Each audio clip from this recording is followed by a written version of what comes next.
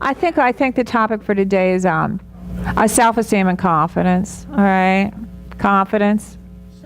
The challenges of Parkinson's disease are really very, very great, and they can really impact, how you feel about yourself. They can impact how you see yourself. They can impact how you feel, and they can impact, your confidence level within the privacy of your home and within the public arena. All right. Lots of times, with Parkinson's disease, because it is so long-term, chronic, degenerative, it kind of can chip away at you day in and day out. Do you agree with me?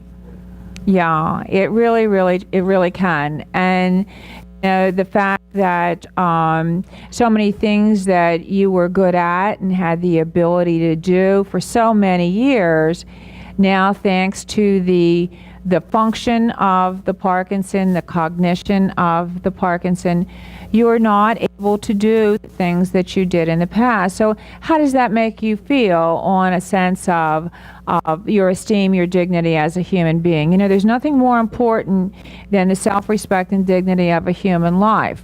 It's what I teach the caregivers, the number one thing, our role in life in any relationship is to maintain the esteem and the dignity of the person that we're having the relationship with, the person that we're loving on and helping and supporting through this day. Does anybody want to disagree with me? Oh, goody. You're starting to glaze. Nobody dares. It's critical. It's very, very critical that we stand up for the people in our life, that we are proactive for the people in our life, and that we promote them. That we promote them if they have the slightest slip or the biggest mistake or the biggest inability or anything, any deficit, that we continue to boost them and enlighten them and to lift them up and to help them to feel their best. And this isn't easy, is it? It isn't easy. It's the hardest role of a caregiver, all right?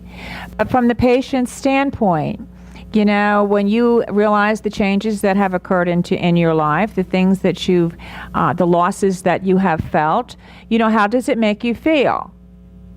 How does it make you feel, my Parkinson patients? How does having Parkinson's make you feel? This is a good time to wake up now. Huh? And be honest. Yeah. How does it make you feel? You can't deal with something, you can't respond to something unless you bring it forward and look at it. It could make you feel as a second-class citizen, but you have to, within your own self, override that. And sometimes it's easy, and sometimes it's not so easy. Yeah. Second, you are not a second-class citizen. Ask my husband about his hand signature. Okay. Well, let me just finish this and then we'll do a hand signature. It makes you feel like a second-hand citizen. Why, Willie? Why would you make that comment? Well, I can't do something that someone else can do, and I would like to. Sure. He can't do something that somebody else can do, but the key with Willie is that he would like to do. He would like to do something that other people can do and can do it well. So how do you deal with that? Sometimes I deal with it, sometimes I don't. Honest man. Thank God. Honest man. Okay? He could have said, Mara, I just get over it. Well, I wouldn't believe that. Or it doesn't bother me. I wouldn't believe that either. So you're going to have days, right, with the rolls and the highs and lows, the roller coaster of Parkinson's disease, that some days you're going to be able to roll with it, right? Well, and some days it's really going to get to you. And the question mark always with this disease is, I wake up feeling great, but how am I going to be at 3 and how am I going to be at 6, right? So even when you're doing your best to be your best, that I keep drumming into you morning, noon, and night, sometimes the impact of the disease, the evolution of the disease during a 24-hour period, or how fast those drugs do kick in, if they kick in at all. You all know you're going to have days that these drugs aren't going to work great. Have you experienced that? Days that you can actually guarantee that they're going to be working well and that you're going to be get the response that you want and need to live your life today, but it isn't going to happen. All right? So that can really take a whack, at your esteem and of your confidence of standing up and I can do it. Just the routine of living a normal, average day, has many times been denied you. And anytime continuously challenging, impacting things happen to you, it affects your sense of self. I don't care if you want to agree with me or not. And it's usually things that are great challenges and great negativity. If everything in your life was easy, fast, fun, perfect, cakewalk kind of thing. How boring. Thank you, Naomi. You're helping me with that one. It would be boring. It would be boring. And you would have the highest level of esteem. Oh, look at me. I can do everything. It's fun. It's perfect. It's fast right now. And your confidence level would be off the charts. When you can do something and do it well, you're confident. How confident are you trying to do something you don't know how to do? Or with me, don't want to do? I don't want to do it. I can't. All right? But the more you do something, the better you get at it. Whether it be fishing or tennis or golf, right? The better you are, the more fun you have with it, and the stronger and the more confident you become. Now, you got to be careful. Oh, I need to do the hand signature? Yes. Tell me, Dave. First, you have to understand that I've always been a positive mental attitude Yeah. person. And Virginia and I are fortunate that we saw my father deal with Parkinson's, all of the various stages. He would sign his name very slowly and carefully. Meticulous. And I said, I'm not going to do that. Here's my signature. Go to hell, Parkinson. That's right. Man after my... What's in a signature anyway, right? Good for you. And now everybody can read it, right? Absolutely. I'm with you. It's a good solution. Attitude, I keep preaching the positive attitude. There's nothing in a signature. You can also get a stamp. Oh, that's a good idea. Sing as a stamp. Get a stamp. There you go. Where do you get them? Office Depot? Stamps are us. Staples? I got a stamp too. I don't know where it is. Stamps.com. With the micrographia that we have in Parkinson, it's one of the early tests that we do on you that you can start up here, all right, and then by the time that you finish your sentence, the last letter of the last word is about the same size as the period at the end of the sentence, right? So find another way to communicate. You need to stay engaged. You need to keep your brain going. You need to stay active. Lots of times reading and retention becomes more and more difficult. It's the disease process. It's also the drugs. Many times when you're used to picking up a good book and really enjoying it, embracing it, and living it, it becomes more and more difficult. So it doesn't matter. There's books that'll read themselves to you. All right. There's puzzles. There's all kinds of things. I don't even know what all is available online. But you don't want to just sit and zone. The creative factor, of Joyce Novak's work, it's a beautiful form of expression. Okay. So getting back to the whole thing of, maintaining your self-respect and dignity, I think it's very, very important, for you to live well with any challenge in life. And I know it's constantly Parkinson, but any challenge in life, you need to be standing up and standing tall and looking at it directly in the face, right? There's all kinds of challenges that happen to us in our personal life, in our family life, in our health life, other than this disease. And the only way really to stand up to life is to be standing up emotionally. And Parkinson's, because it is such an insidious disease, will really take a whack at how you feel about yourself. And I think it's safe to say that when bad things happen to us, you're like, why? Why? Not to say that bad things happen to good people. I always say good people have bad things happen to them. I try to do a twist on it. But when you're constantly hammered with negative challenges and with disappointments and with hurts, right? The constant hurt. This is the disease where that's dealing with ongoing hurts and ongoing losses and ongoing challenges and ongoing difficulties, both for the patient and for the caregivers. And it's constantly taking a whack at you. So the greatest thing that you can do for yourself, is look in the mirror and love what you see. And it doesn't have anything to do with the physical. It doesn't have anything to do with the physical. It has to do with what's behind the eyes. You know, who are you? What are you? What makes you extraordinary? Whether you still have all the same talents and abilities as you did 10 or 20 years ago, you're still that same great, wonderful person. And I always encourage people, don't lose sight of that. But that can be difficult when you look at yourself in the mirror. And number one, the physical effects of Parkinson's, the physical limitations of Parkinson's, and then we add on there the big winner, the aging process. Right? Certainly is not for sissies. Yeah, I found that book when I was unpacking Old Age is Not for Sissies. Do you all have that cute little fun book? I'll bring it in and put it over here. It's one joke after the other, but I don't think it's all that funny. Dorothy Parker said that. It's not all that funny.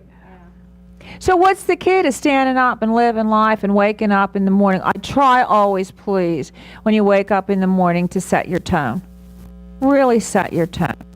Set your tone about being enthusiastic, being grateful. How many of you, and this is tough sometimes when you're facing yet another challenging day, just like yesterday and the day before it. If only. And then with this disease too, right, Seal, you sometimes notice things a little bit worse than yesterday, which is the other feature of this disease that makes it worth hating. You know, as hard as we try to maintain it, to stop it, to hold it at bay, it's going to still try to get away from you and make things even more difficult. So only you can control how you feel about yourself. Only you can control your disposition. Only you can control your tolerance, your acceptance, your positivity. That's one more thing that you need to do. But when you wake up in the morning, set your mind to the fact that I am happy. How many of you are happy? We're going to dinner, breakfast in the morning. Yeah, you start the day off right, don't you know? Okay, wake up happy. Choose. There's your sense of control, your choice. I choose to be happy. This day's going to happen the same way it's going to happen, with or without your state of mind. It's going to happen. If you're lucky. Right, if you're lucky. So In the morning you can get up on your 2 feet, you can get up on your 4 feet, just get up. and you just get up. Just get up, right, Willie? Right. So get up and set the tone. I choose to be happy today. I choose to be positive today. I choose to do my best today. I choose to be tolerant and kind and patient to the people in my life. All right, you need to work together. How many of you are working together? One for all and all for one, trying. What do you do when you start getting weak? What do you do when you start feeling negative? Or what do you do when you start going down? Well, your self-talk has to get a little more stirred. Right. Oh, and we can do a hotline to Margot, and she can just, I give you an 800 number, Mark. Own self-talk. So what do you use? Let's do a couple examples of positive affirmations, because you know you need positivity, you need affirmation, and the odds are you're not going to get it from everybody in your life. Certainly not. You know, your adult children, your best friends, your neighbors, your whatever, they're not going to come into your life and positively affirm you.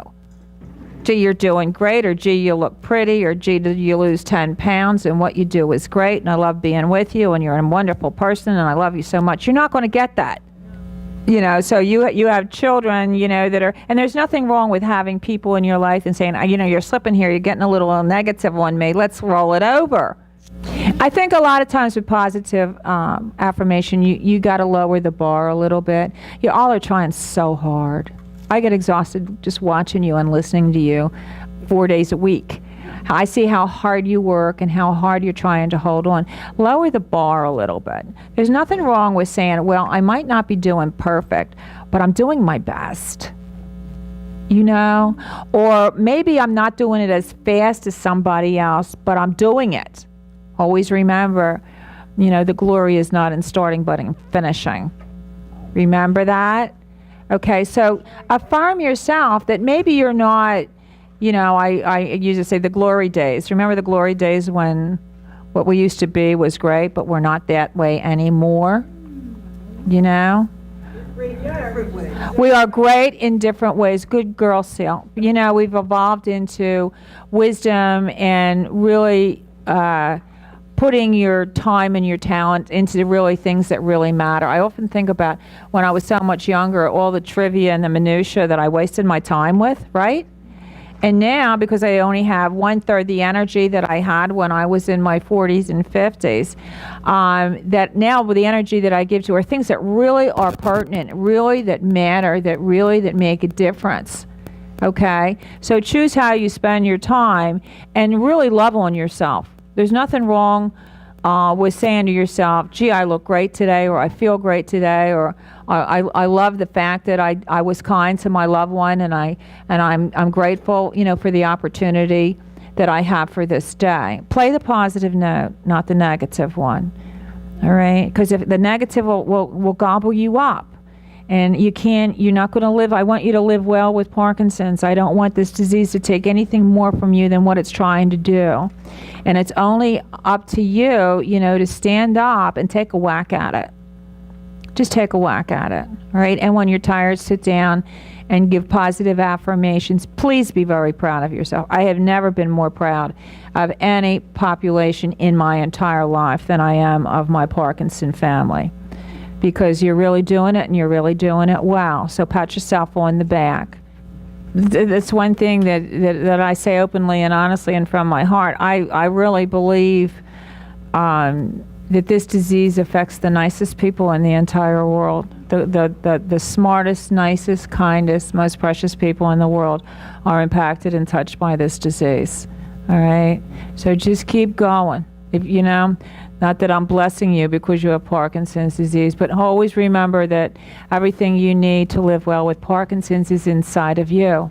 You know where it is. It's hiding in your toes. All the good stuff is as far away as it could be, hiding in your toes. But just pull it up and use it and hold on to each other and hold on to this day. And hold on to the love for yourself. Don't let it chip away with you. Stand up. Just stand up, if only in your mind, and you're going to do just fine.